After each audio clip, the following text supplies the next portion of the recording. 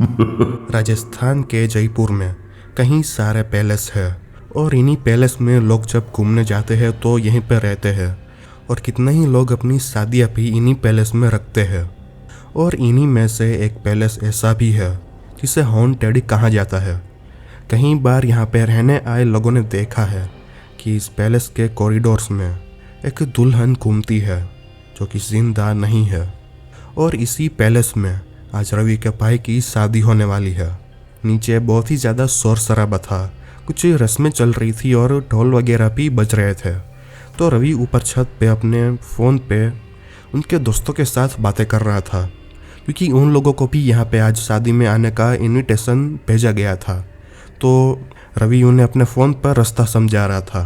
तभी रवि के पैर में एक ठोकर लगती है और उसी के कारण उसका जो फ़ोन जो उसने अपने हाथ में पकड़ा हुआ था वो उसके हाथ से निकल के पैलेस की दूसरी ओर गिर जाता है।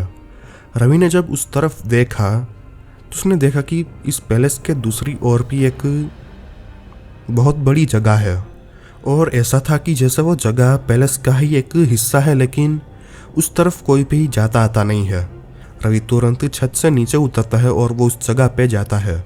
अब उस जगह पे जाने का जो रास्ता था ना, वो पैलेस के गेट से बाहर निकल के उस जगह पे जाने का एक दूसरा बड़ा गेट था, वहाँ से रास्ता था।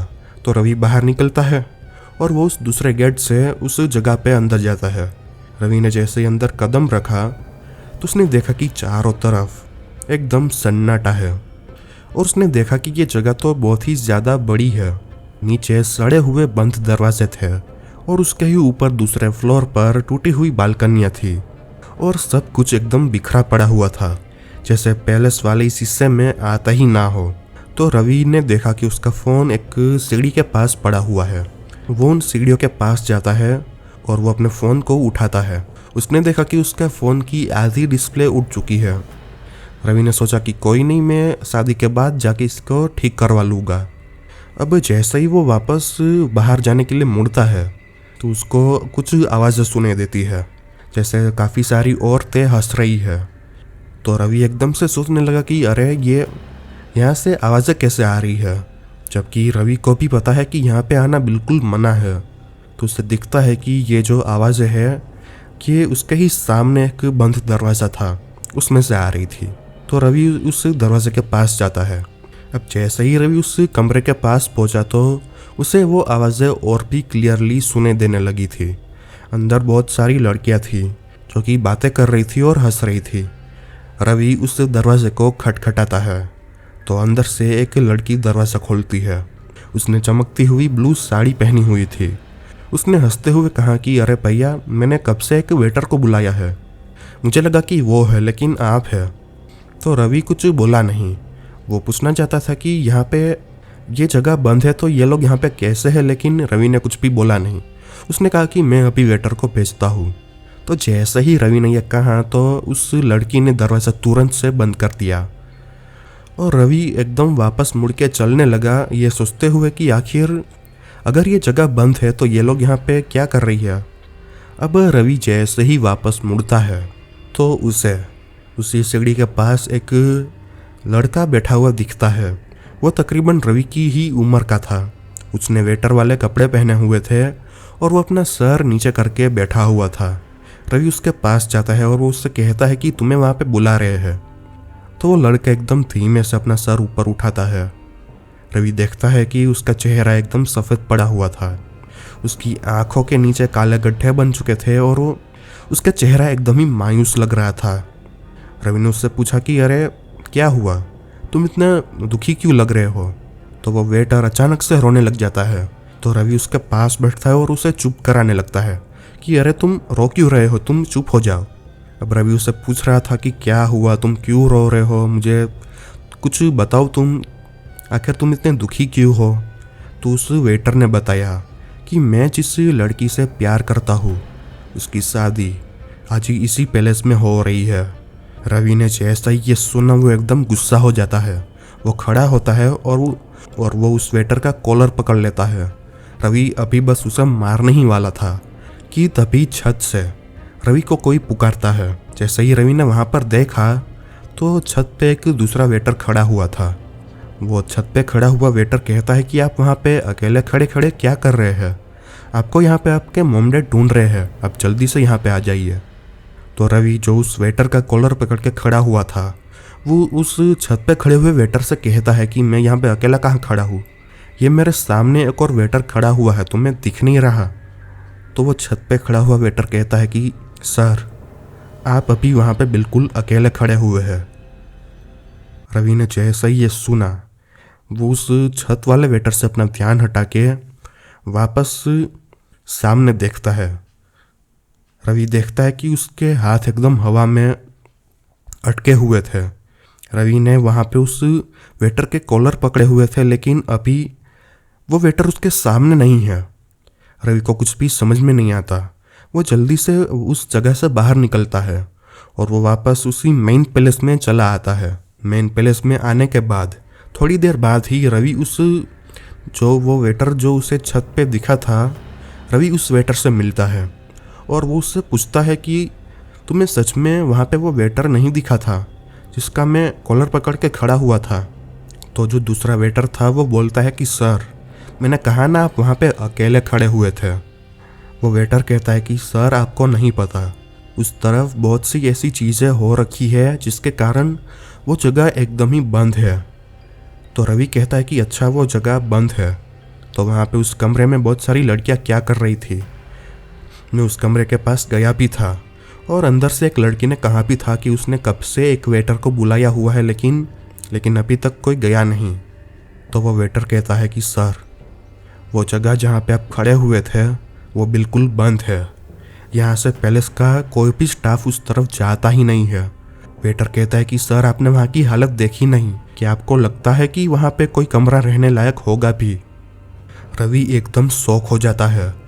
तो क्या उसने वहाँ पे जो देखा वो सच नहीं था? वो वेटर रवि से कहता है कि जिस वेटर की आप बात कर रहे हैं, शायद वो आनंद का भाई होगा। वो ऐसा ही है, थोड़ा सा मायूस और थोड़ा सा वो पागल जैसा है। तो अगर वो आपको कहीं पे दिख जाए तो उस पर ज़्यादा ध्यान मत देना, वो कुछ भी बोलता रहता है। रवि को कुछ भी समझ में नहीं आया कि आखिर ये यहाँ उसके साथ हुआ क्या। अब शाम होती है और रवि जो है वो इस पैलेस के एक कमरे में था जो उसको रहने के लिए दिया गया था। रवि एकदम थका हुआ था और वो बेड पर लेटा हुआ था और वो लेटे लेटे अपना फ़ोन देख रहा था। तभी उसे सुनाई देता है कि उसके रूम का दरवाज़ा कोई नॉक करता है। जैसे ही उसने दरवाज़ा खोला तो वो देखता है कि सामने तो कोई भी नहीं है। वो बाहर निकलता है और पहले वो राइट साइड देखता है, लेकिन राइट साइड में भी कुछ भी नहीं था, पैलेस एकदम खाली था। और फिर वो लेफ़्ट साइड में देखता है तो लेफ़्ट साइड में उसे दिखता है कि कॉरिडोर के अंत में एक लड़की खड़ी हुई है जिसने लाल शादी का जोड़ा पहना हुआ था। वो रवि के सामने ही देख रही थी। उसने घूंघट डाल रखा था तो उसका चेहरा अच्छे से नहीं दिख रहा था। जैसे ही रवि ने उसकी ओर देखा तो वो मुड़ती है और वो एक तरफ जाने लग जाती है।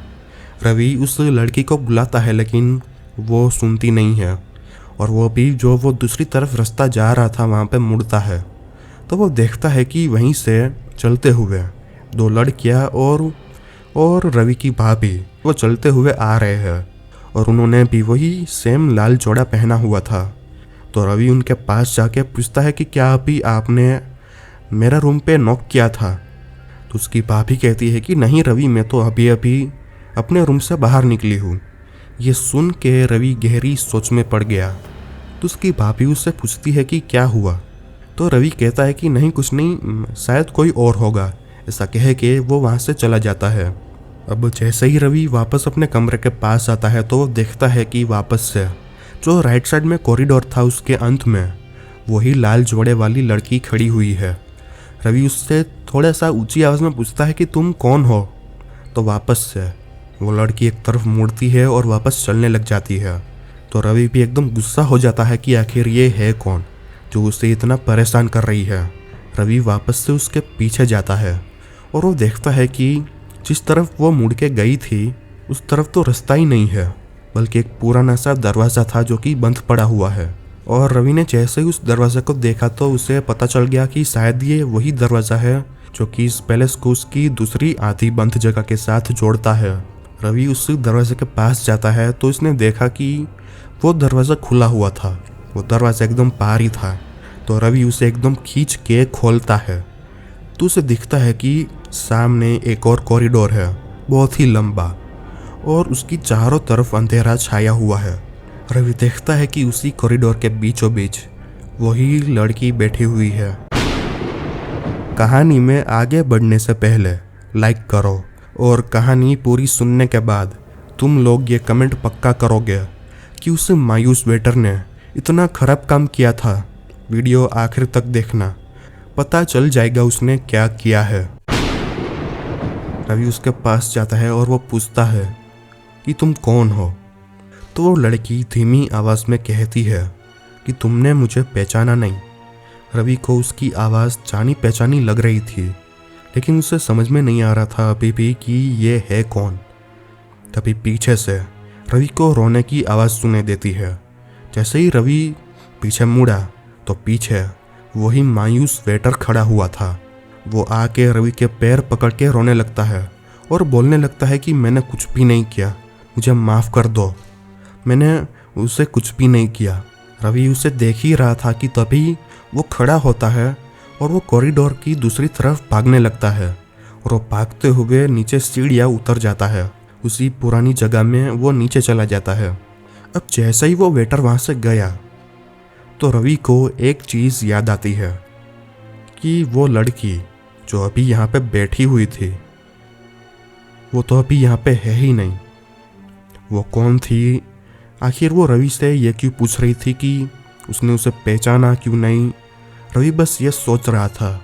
तभी उसे ढोल नगाड़ों की आवाज़ें आने लगती है। तो रवि एकदम से देखता है कि अभी तो कुछ रस्में होने वाली थी और तुरंत ही ऐसे ढोल कैसे बजने लग गए। तो वो देखता है कि ये जो ढोल बज रहे थे वो इसी जगह, इसी पुरानी जगह में नीचे बज रहे थे। रवि सीढ़ियों से नीचे उतरता है तो वो देखता है कि 2-3 ढोल वाले थे जो कि ढोल बजा रहे थे, और उसके सिवाय जितने भी लोग थे वो नाच नहीं रहे थे, बल्कि वो बस खड़े हुए थे। जैसे ही रवि नीचे उतरता है तो वो सभी लोग रवि के सामने देखते हैं।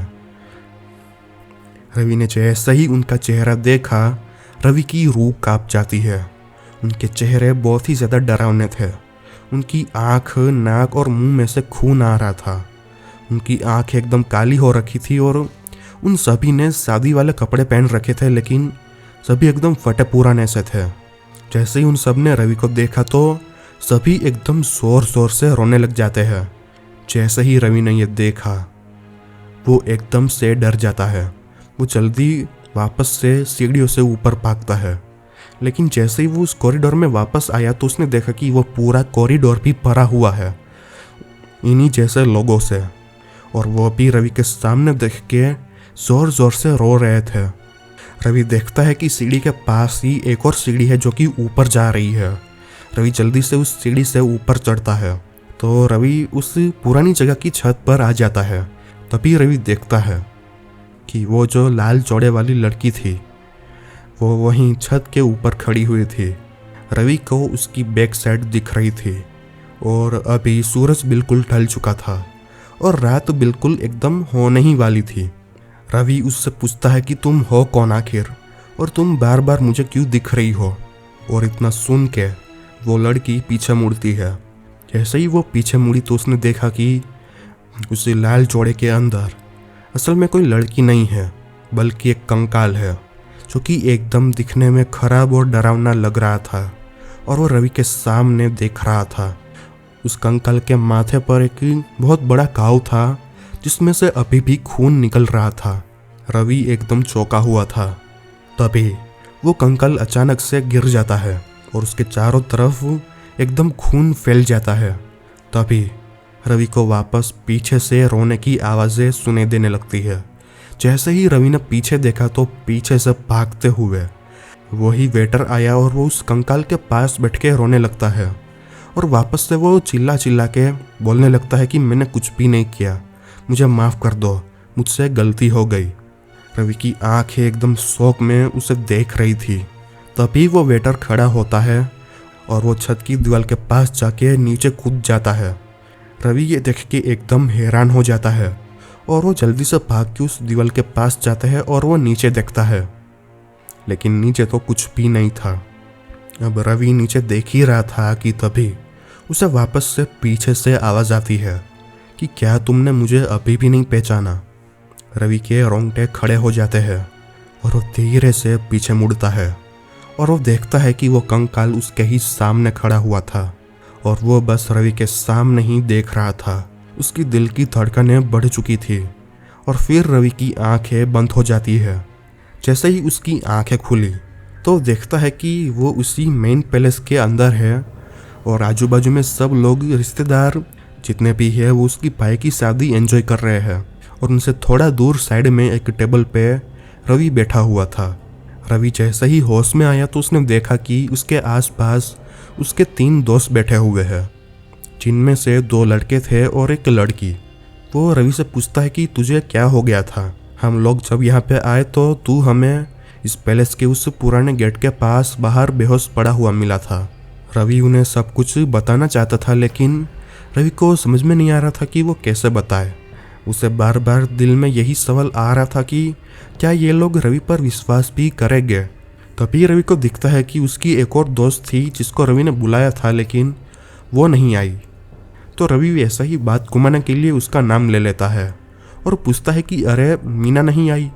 तभी जो दूसरी लड़की थी रवि की दोस्त, वो कहती है कि रवि, हम लोग जब यहाँ पे साथ में आने की सोच रहे थे तब हमने मीना को बहुत सारे फ़ोन किए थे, लेकिन जब उसने एक भी फ़ोन नहीं उठाया तो हम तीनों उसके घर पर ही गए थे। और जब हम उसके घर पर गए तो हमें पता चला कि आज से 1 साल पहले ही मीना की मौत हो चुकी है। तो रवि ये सुन के एकदम चौंक जाता है कि कैसे, वो तो एकदम ठीक थी, उसे क्या हुआ। तो रवि की दोस्त उसे बताती है कि असल में उसकी शादी रखी गई थी और इन्होंने ज़्यादा बड़ी शादी रखी नहीं थी, बस कुछ पास पास के ही रिश्तेदारों को बुलाया गया था। और जब उसकी शादी हो रही थी तो एक लड़का जो कि उससे बहुत ही ज़्यादा प्यार करता था, तो जो खाना था जिसे सब मेहमान खाने वाले थे, उस लड़के ने उस खाने में बहुत सारा जहर मिला दिया, जिससे कि सारे मेहमान जिन लोगों ने भी वो खाना खाया उन सब की बहुत ही दर्दनाक मौत हो गई। लेकिन मीना बच गई थी क्योंकि उसने अभी तक खाना नहीं खाया था। वो अपने कमरे में अपने कॉरिडोर में थी और जैसे ही उसे पता चला कि ये सब चीज़ें हुई है तो वो जल्दी से अपने कमरे से बाहर निकलती है, लेकिन तभी उसे वही लड़का कॉरिडोर में खड़ा हुआ दिखता है। उस लड़के की आंखों में आंसू थे, तो उस लड़के के हाथों में एक बड़ा सा कांच का जग था। वो मीना को जोर से उसके सर पर मारता है, जिससे कि मीना का सर फट जाता है और बहुत सारा खून बहने की वजह से मीना की मौत हो जाती है। अब रवि की दोस्त उसे ये बातें बता ही रही थी कि तभी उसे पीछे से एक आवाज़ सुनाई देती है। एक इंसान चिल्लाकर बोलता है कि आनंद इधर आ। जैसे ही रवि ने ये आवाज़ सुनी वो पीछे मुड़ता है और वो देखता है कि एक वेटर ग्लास की ट्रे उठा के घूम रहा था और उसी का नाम आनंद था। रवि आनंद को उसके पास बुलाता है और वो उससे कहता है कि आज सुबह मैं तुम्हारे भाई से मिला था और मैंने उसे देखा तो वो बहुत ही ज़्यादा दुखी और मायूस था। तभी आनंद कहता है कि सर, आपको मेरे भाई के बारे में कैसे पता चला? तो रवि कहता है कि मैंने तुम्हें बताया तो सही, आज सुबह ही वो मुझे मिला था। तो आनंद कहता है कि सर ऐसा कैसे हो सकता है जबकि 2 दिन पहले ही उसकी मौत हो चुकी है। रवि ये सुन के एकदम हक्का बक्का रह जाता है। आनंद कहता है कि सर यहाँ पे एक हादसा हुआ था और उसी हादसे में पता नहीं क्यों लेकिन उसकी दिमागी हालत एकदम ही ख़राब हो चुकी है। वो हमेशा हमसे बस यही कहता कि वो उसे मार डालेंगे। वो हमेशा बस रोता रहता और एकदम ही मायूस रहता और हमेशा ही वो माफ़ी मांगता रहता। लेकिन 2 दिन पहले उसकी हालत बहुत ही ज़्यादा ख़राब हो गई और उसकी मौत हो गई। आनंद रवि से कहता है कि सर मैं भी कितने दिनों से यहाँ पे नहीं आया था, लेकिन मुझे पैसों की ज़रूरत थी तो आज मैं अभी यहाँ पे काम करने के लिए आया हूँ और मैं यहाँ पे आ नहीं रहा था, इसलिए मेरा भाई मर चुका है ये भी यहाँ पे किसी को अभी तक पता नहीं है। इतना बोल के आनंद चला जाता है और रवि एकदम गुमसुम बैठा हुआ था। तभी रवि की दोस्त जिसने मीना की वो सारी कहानी बताई वो रवि से कहते हैं कि रवि, मैं तो एक बात तुम्हें बताना ही भूल गई, जहाँ पे मीना की शादी रखी गई थी वो वही पुरानी जगह है, इसी पैलेस की। ऐसी ही कहानियाँ सुनने के लिए सब्सक्राइब करें। ऐसी ही और कहानियाँ आप यहाँ से देख सकते हैं।